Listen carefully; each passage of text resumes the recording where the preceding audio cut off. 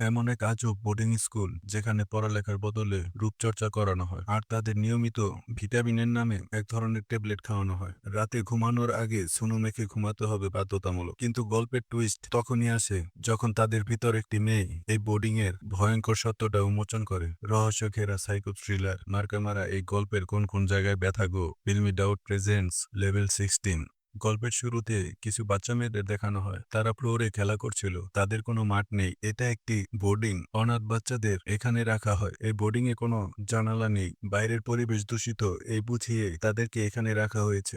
বলা যেতে পারে এটা একটি জেলখানা। এই বোর্ডিং এর অদ্ভুত ব্যাপার হলো এখানে নিয়মিত রূপচর্চা, ভালো খাবার দাবার, মানে প্রতিটা স্টেপে পরিচ্ছন্নতা বজায় রাখা বাধ্যতামূলক। আর যদি কেউ ভুলে অনিয়ম করে ফেলে তখন তাদের শাস্তির মুখোমুখি করা হয়। এখানে শিক্ষকরা বরাবর একই কথা বলে যে বাইরের পরিবেশ এতটাই বিষাক্ত যে তাদের বাঁচিয়ে রাখার জন্য এখানে তাদের রাখা হয়েছে। এই বাচ্চা মেয়েরা কখনো সূর্যের আলো দেখেনি এবং বয়স অনুযায়ী বাচ্চাদের আলাদা আলাদা লেভেলে রাখা হয়। এখানে দুজন বাচ্চা মেয়েকে দেখানো হয়, একজনের নাম সোফিয়া, অন্যটার নাম ডেভিনা। তারা লেভেল 10-এ, মানে হলো তারা 9 থেকে 10 বছর বয়সী। তারা দুজন কথা বলা বলি করছিল। তারা যখন লেভেল 16-এ যাবে, মানে যখন তাদের 16 বছর হবে, এই বোর্ডিং এর শিক্ষকরা তাদেরকে একটি ভালো পরিবারের কাছে তুলে দিবে। তারা দুজন খুব ভালো বন্ধু, একে অপরের খেয়াল রাখে। এখানে থাকা প্রত্যেকেরই একটি স্বপ্ন, লেভেল 16-এ গিয়ে তারা একটি নতুন পরিবার পাবে। যাই হোক, অ্যালার্ম বেজে ওঠে। তারা সময় ক্ষেপণ না করে প্রত্যেকটা বাচ্চা একটি লাইনে গিয়ে দাঁড়ায় এবং এক এক করে যার যার মতো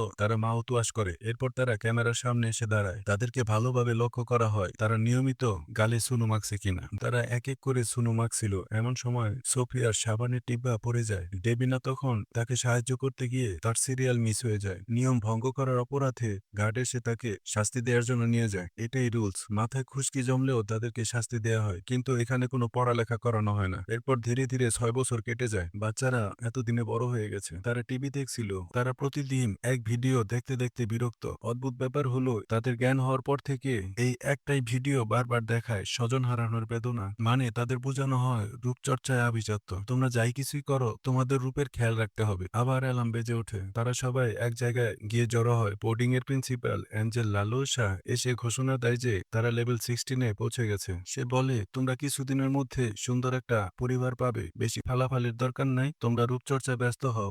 যার চামড়া যত মসৃণ হবে সে তত ভালো ফ্যামিলি পাবে। তখন অ্যাঞ্জেল লালসা তাদেরকে একটি করে নতুন জামা দেয় আর বলে আগামীকাল কিছু ফ্যামিলি আসবে তাদেরকে দেখতে এবং কিছু মেয়েদের তারা অ্যাডপ্ট করে নিয়ে যাবে। তাই তাদের পরিষ্কার পরিচ্ছন্ন থাকতে হবে এবং তারা ওই ফ্যামিলির কাছে যাওয়ার আগে যেন এই জামা পরে নেয়। লেভেল 16-এ এসে পড়েছে। এই ঘোষণা শুনে তারা ভীষণ খুশি এবং তারা একটি নতুন পরিবার পেতে চলেছে। তবে একটি মেয়ে খুশি হয় না, সে হলো সোফিয়া। এই সোফিয়াকে দেখে মনে হচ্ছে সে কিছু একটা জানতে পেরেছে। পরের দিন সকালে সোফিয়া ডেভিনাকে সতর্ক করে বলে যে সে যেন তাদের দেয়া ট্যাবলেটটি না খায়। অ্যালার্ম বেজে উঠলে ক্যামেরার সামনে তাদেরকে ট্যাবলেট খেতে দেওয়া হয়। ডেভিনা মুখে দেয় ঠিকই, কিন্তু সে সোফিয়ার কথা মতো ট্যাবলেটটি গিলে না, বরং সে কমেটে ফ্ল্যাশ করে দেয়। রাত হলে পরে ডেভিনা লক্ষ্য করে সবাই মরার মতো ঘুমাইতেছে। সে বুঝতে পারে এটা কোনো ভিটামিনের ওষুধ ছিল না, বরং এটা একটি গভীর ঘুমের ওষুধ ছিল। ডেভিনা ভীষণ অবাক হয়ে যায়। সোফিয়া তো ঠিকই বলেছে। সবাই ঘুমিয়ে থাকলেও সোফিয়া জেগে ওঠে, তার মানে সোফিয়াও এই ট্যাবলেটটি খায়নি। সোফিয়া তখন ডেভিনার কাছে এসে বলে একটু পর গার্ডরা রুমে ঢুকবে, তুমি অবশ্যই ঘুমের ভান ধরে থাকবে। ডেভিনা বলে এখন তো গভীর রাত, এখন গার্ডরা কেন আসবে? সোফিয়া বলে তারপরও তারা আসবে, তুমি শুধু ঘুমের ভান ধরে থাকো। কথা মতো যে যার জায়গায় আবার শুয়ে পড়ে। একটু পর ঠিকই দুজন গার্ড আর অ্যাঞ্জেল লালসা রুমের ভিতরে প্রবেশ করে। প্রিন্সিপাল লালসা তখন গার্ডদের অর্ডার করে তাদের থেকে দুজন মেয়েকে তুলে নিতে, যার ভিতরে ডেভিনাও ছিল। এই গার্ডগুলো তাদেরকে একটি রুমে নিয়ে যায়। কিছুক্ষণ পরে অ্যাঞ্জেল লালসা দুজন অচেনা মানুষকে নিয়ে আসে। তিনারা দুজন স্বামী স্ত্রী। অ্যাঞ্জেল লালসা এই বুড়া বুড়িরে জানায় এই দুইজন মেয়ে বোর্ডিং এর সবচেয়ে ভালো চামড়ার অধিকারী। সবকিছু শুনে বুইড়ার ঘরে বুইড়া তার স্ত্রীকে একটি মেয়েকে বেছে নিতে বলে। এই কথা শুনে তার স্ত্রী আয়নায় তার নিজের চেহারা দেখে এবং সে কনফিউজড হয়ে যায়। সে তখন তার নিজের স্বামীকে একটি মেয়ে বেছে নিতে বলে। ওই বুইড়ায় ডেভিনার পাশে থাকা দ্বিতীয় মেয়েটিকে পছন্দ করে। তখন গার্ড এসে ডেবিনাকে পূর্বের জায়গায় শুইয়ে দিয়ে যায়। তারা চলে গেলে সোফিয়া ডেবিনার কাছে ছুটে আসে। সোফিয়া তখন ডেবিনাকে জিজ্ঞেস করে কি হয়েছে। ডেবিনা তখন প্রকাশ করে যে তারা তো অ্যাডপের জন্য আসেনি, তারা আমাদের কিনে নিতে চায়। এ কথা বলতেই আবার পায়ের শব্দ ভেসে আসে। তারা যে যার জায়গায় আবার শুয়ে পড়ে। পরদিন সকালে মেয়েরা যখন তাদের রুমে ছিল, হঠাৎ একটি মেয়ে অসুস্থ হয়ে পড়ে এবং প্রতিটা মেয়ে লক্ষ্য করে তাদের ডান হাতে লাল লাল এক ধরনের দাগ দেখা যাচ্ছে। মেয়েরা খুব ভয় পেয়ে যায়। আসলে কিছুদিন আগে তাদের সবাইকে একটি ভ্যাকসিন দেয়া হয়েছিল, আর এই ভ্যাকসিনের কারণে এমনটা হয়েছে।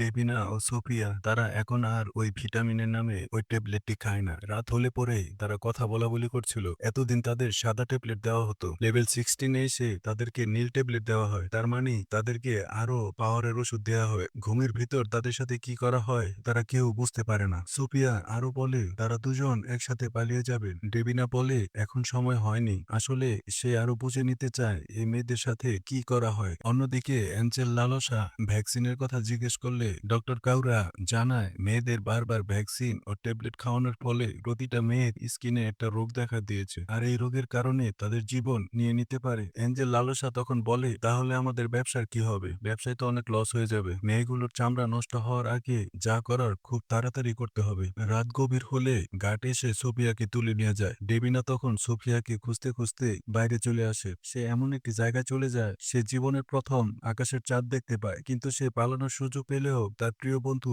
সোফিয়াকে ছাড়া সে এখান থেকে যাবে না। ডেবিনা ঘুরতে ঘুরতে বেসমেন্টে চলে আসে।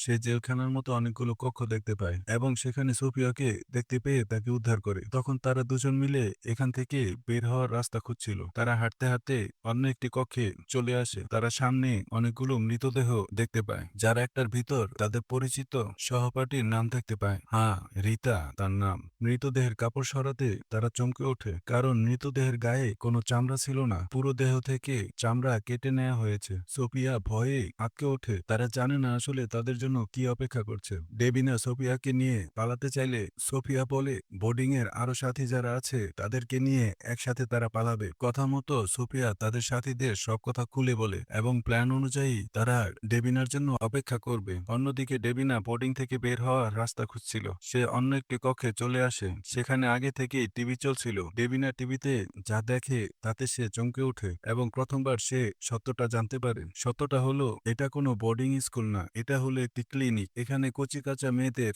ফ্রেশ চামড়া কেটে নিয়ে ধনী বয়স্ক মহিলাদের গায়ে লাগিয়ে দেওয়া হয়। এর ফলে ধনী বয়স্ক মহিলারা আরো যুবতী হয়ে ওঠে। তারা টাকার বিনিময়ে এই কাজগুলো করে। ঠিক এই কারণেই মেয়েদের রূপচর্চার জন্য বেশি প্রাধান্য দেয়া হতো। আর তারা অনাথ বলে তাদের নামে কোনো মিসিং কেস ফাইল হতো না। ডেবিনা বুঝতে পারে তাদের ব্যবসার জন্য এর আগে কত না মেয়েদের জীবন গিয়েছে। এরপর ডেবিনা প্রিন্সিপাল লালসার কাছে যায়। লালসা ডেবিনাকে দেখে অবাক হয়ে যায়। তার তো এই সময় ঘুমিয়ে থাকার কথা, সে অসময়ে কেন এখানে আসলো? সে একটা ইঞ্জেকশন নিয়ে ডেবিনাকে অজ্ঞান করার চেষ্টা করলে হিতের বিপরীত হয়। ডেবিনা এর আগে কিছু একটা দিয়ে তাকে আঘাত করে। সে ফ্লোরে লুটিয়ে পড়লে তার দেয়া ইঞ্জেকশন তার গায়েই পুশ করে দেয়। এদিকে কিছু মেয়ে এই বোর্ডিং থেকে পালাতে চাইছে না। তারা ডেভিনা ও সোফিয়ার বিরুদ্ধে দাবি করে বলে তোমরা এই কারণেই বলছো যাতে আমরা কেউ ভালো পরিবার না পাই। তখনই ডেভিনা লালসাকে ধরে নিয়ে আসে আর সত্যটা খুলে বলতে বলে, কিন্তু প্রিন্সিপাল লালসা ধুনফুন বোঝানোর চেষ্টা করে। তখনই ডেভিনা প্রিন্সিপাল লালসার দিকে তাকায়। সে কিছু একটা দেখতে পেয়েছে। তারা সবাই লালসার ঘাট থেকে চুল সরাতেই তারা অপারেশন হওয়ার দাগ দেখতে পায়, অর্থাৎ প্রিন্সিপাল নিজেও অপারেশন করিয়েছে। এর মানে এই চামড়া প্রিন্সিপালের না, বরং অন্য কারো চামড়া তার গায়ে লাগানো হয়েছে। ভয়াবহ ব্যাপার। তাদের আর বুঝতে বাকি থাকে না অতীতে যারা এই বোর্ডিং থেকে ভালো পরিবার পেয়ে চলে গিয়েছিল আসলে তাদের চামড়া কেটে নেওয়া হয়েছিল এবং তাদের পরিণতি হয়েছিল মৃত্যু। এরপর মেয়েরা সবাই পালানোর চেষ্টা করলে ইমার্জেন্সি অ্যালার্ম বেজে ওঠে এবং সঙ্গে সঙ্গে গার্ডরা ছুটে আসে। সব মেয়েরা পালিয়ে যায়, কিন্তু ডেভিনা ও সোফিয়া একটি জায়গায় আটকে পড়ে। তারা দৌড়ে গিয়ে একটি রুমে নিজেদের আবদ্ধ করে ফেলে। ডাক্তার কাউরা এসে মিষ্টি মিষ্টি কথা বলে তাদেরকে বোঝানোর চেষ্টা করে, কিন্তু ডেভিনা ডাক্তার কাউরারে বলে আমরা সবকিছু জেনে ফেলেছি। আপনারা এত কিছু করেছেন শুধুমাত্র সুন্দর চামড়ার জন্য, আমি এমনটা হতে দেব না। এই কথা বলেই ডেভিনা একটা নাইফ দিয়ে নিজের স্কিনে ক্ষত করে ফেলে। ডাক্তার কাউরা উপায় না পেয়ে এই ক্লিনিক ছেড়ে পালিয়ে যায়। তখনও ডেভিনা ও সোফিয়া নিজেদের আবদ্ধ করে রাখে। তারা ঘরের এক কোণে বসে থাকে। পরের দিন সকালে পুলিশ এসে